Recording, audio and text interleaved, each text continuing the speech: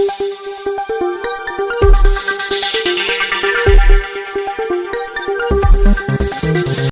फार टीका करत नाही मी, फक्त त्यांनी जे माझ्या नेत्यावरती, माझ्या दैवतावरती टीका केलेल्या आहेत त्या टीकेचं मला फक्त त्यांच्याकडून उत्तर हवं आहे। आज त्यांनी असं स्वतःला म्हणतात की ते स्वयंघोषित पाणीदार स्वतःला म्हणून घेतात, तर त्या स्वयंघोषित पाणीदार माजी खासदारांना मला एकच प्रश्न आहे की असं धरण कुठल्या धरणावरती डोंगर दऱ्यातून तुम्ही पाणी शोधून काढलं आणि कुठली धरणं तुम्ही बांधली ती फक्त फलटण तालुक्यातल्या जनतेला एकदा सभा घेऊन सांगावी। त्याच्यानंतर त्यांचा दुसरा आरोप आमच्या नेत्यांच्यावरती असा होता की बाबा तुमच्या नेत्यांनी लाल दिव्यासाठी फलटणच्या हक्काचं पाणी बारामतीत घाण ठेवलं, तर बाबा आज तुम्ही कुठल्या गोष्टीसाठी फलटणच्या हक्काचं पाणी बारामतीला घाण ठेवलं। त्याचबरोबर त्यांचा तिसरा आरोप असा होता की फलटणमध्ये जी कमिन्स कंपनी आहे त्या कमिन्स कंपनीमध्ये आपल्या स्वतःच्या रक्ताचं पाणी करणाऱ्या कष्टकरी मुलांच्या पगारातलं टक्केवारी श्रीमंत रामराजे नाईक निंबाळकर साहेब खातात, जर ते टक्केवारी गुरुंगले सरांच्या माध्यमातून खातात असा जर आरोप होता, तर आज तेच गुरुंगले सर तुमच्या मांडीवरती बसलेत आणि जर तुम्ही आज किती टक्केवारी त्यांच्या पगारातून खाताय हेही एकदा फलटण त्या तालुक्यातील जनतेला त्यांनी सांगावं। त्याचबरोबर त्यांचे कार्यकर्ते आणि ते स्वतः म्हणतात की आम्ही तासाला 1000 कोटीचा विकास निधी आणलाय। जर तुम्ही तासाला 1000 कोटी विकास निधी आणलाय तर तो 1000 कोटी विकास निधी कुठे गेला? तो तुम्ही लोकसभेला वाटला, विधानसभेला वाटला, नगरपालिकेला वाटला आणि राहिलेला 1000 कोटीतले पंचायत समिती आणि जिल्हा परिषदसाठी वाटायला ठेवलाय का? म्हणजे सत्तेतून राजकारण आणि राजकारणातून सत्ता असं तुमची एक पद्धत आहे का?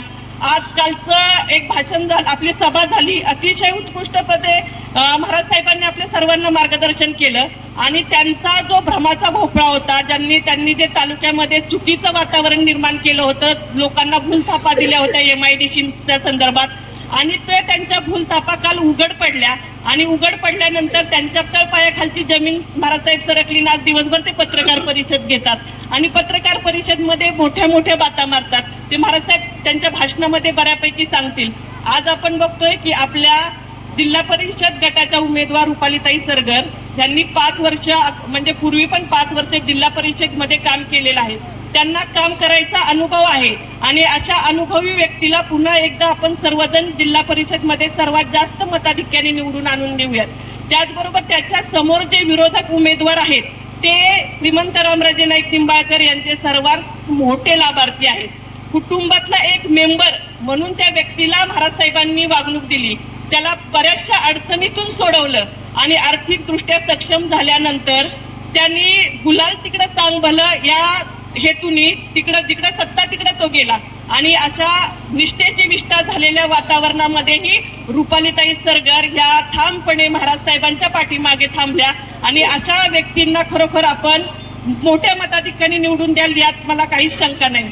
त्याचबरोबर आपले तरुण, तडफदार, शांत आणि संयमी आणि सर्वात महत्वाचं म्हणजे निर्व्यसनी व्यक्तिमत्व असणारे गणेशदादा तांबे यांना आपल्या गणासाठी खूप काही करायची इच्छा आहे आणि आपण सर्वजण त्यांना सर्वात जास्त मतदान देऊन काम करायची संधी देऊ, कारण माणूस ओळखायला चुकला तर आपल्या आयुष्यातली 5 वर्ष बर्बाद होणार आहे। त्यामुळं योग्य माणसाची निवड करून योग्य माणसाच्या हातामध्ये पंचायत समिती द्यावी असं माझं मत आहे। आम्ही एकत्र बऱ्याच 4-5 दिवस झालं चर्चा केल्यानंतर ती व्यक्ती जर असं म्हणत असेल की बाबा मला पंचायत समितीच्या माध्यमातून ज्या काही योजना असतात मग ते त्या पशुच्या असतील, कृषीच्या असतील, समाज कल्याण असेल, महिला बाल कल्याण असेल, त्या स्कीम मला आज ग्रामीण भागातल्या जनतेच्या पर्यंत तळागाळात शेवटच्या लोकांपर्यंत मला त्या योजना पोहोचवायच्या, त्या उद्देशाने मी आज उभं राहिलोय। तर खरोखरच हा उद्देश, हा हेतू कौतुक करावा तेवढं कमीच आहे आणि समोरच्याला विकासाचं काहीही देणं घेणं पडलेलं नाहीये, ते गेलेत विकासासाठीच गेलेत, पण ते स्वतःच्या विकासासाठी गेलेत, त्यांना ग्रामीण जनतेच्या सुखदुःखाशी काहीही देणं घेणं नाहीये। बऱ्याच ठिकाणी आज गावामध्ये बघतोय की मोठ्या प्रमाणात कर्मचारी वर्ग आहेत, मग तो कमिन्सच्या माध्यमात असेल, श्रीराम सहकारी कारखान्याच्या माध्यमातून असेल, दत्त इंडिया असेल, गोविंद असेल, मॅग्नेशिया असेल, पुरवली फूड मध्ये असेल, आज फलटण तालुक्यामधील हजारो तरुणींना महाराज साहेबांच्या आणि बाबांच्या माध्यमातून रोजगार मिळालेला आहे। मला प्रत्येक काम करणाऱ्या कर्मचाऱ्याला एकच सांगायचंय की आज रोज आपण जेवणामध्ये जे अन्न जेवतो ते अन्न आपल्याला महाराज साहेबांच्या माध्यमातून मिळालेलं आहे. ज्यांनी आपल्याला अन्नावरती बसवलंय त्याच्या अन्नामध्ये माती कालवायचं पाप कृपया कुठल्याही कर्मचाऱ्यांनी करू नये. मी तर असं कडक शब्दात फार वेळा महाराज साहेबांना म्हटलं की ठीक आहे, विरोधात लोक जातात, तुम्ही काहीतरी कारवाई करा. त्यांना स्वराज्याच्या कामगारांना जसं गुलाम म्हणून वागवलं जातं, गुलाम म्हणून वागवू नका, पण कमीत कमी त्याला थोडंफार तरी शासन द्या. तर महाराज साहेब नेहमी म्हणतात मग त्याच्यात आणि माझ्यात काय फरक राहील. तर एवढं चांगलं नेतृत्व आपल्या तालुक्याला मिळालेलं आहे. ज्या नेतृत्वाच्या पाठीमागं आपल्या तालुक्याची योग्य वाटचाल चालू आहे, तर त्या वाटचालीला कुठेही खो बसून देऊ नका. आणि चोरमले साहेबांनी म्हणजे मी चोरमले साहेबांनी सर्वप्रथम आज त्यांचं इतकं आक्रमक भाषण ऐकलं की खऱ्या अर्थाने चोरमले साहेबांच्या अंगात ही शिवसेना भिनली आहे असं दिसतंय. आणि चोरमले साहेबांच्या प्रमाणे समोर बसलेल्या प्रत्येक कार्यकर्त्यांच्या अंगामध्ये शिवसेना भिनली पाहिजे. आणि बाबा नेहमी सांगतात की आपण शिवसैनिक आहोत, शिवसैनिक कोणालाही घाबरत नाही, त्याचबरोबर कोणी केलेला अन्यायही सहन करत नाही. माझं काल एक वाक्य होतं की बाबा प्रत्येक ठिकाणी माननीय विद्यमान आमदार कांबळे साहेब सभा घेतात, सभा घेतल्यानंतर ते लाखाचा आकडा बोलतच नाही, ते नेहमी कोट्याचा आकडा बोलतात. तर आज एक पत्रकारांनी विचारलं की बाबा तुम्हाला असं विचारतात की कोट्यावधी निधी आणला पण तो निधी तुम्हाला दाखवा. ह्याचं त्यांच्याकडे काहीही स्पष्टीकरण नसल्यामुळं त्यांनी स्पष्ट सांगितलं ज्यांनी हा आरोप केलाय त्यांना प्रश्न विचारायचं म्हणजे उत्तर द्यायची त्यांची पात्रता नाही.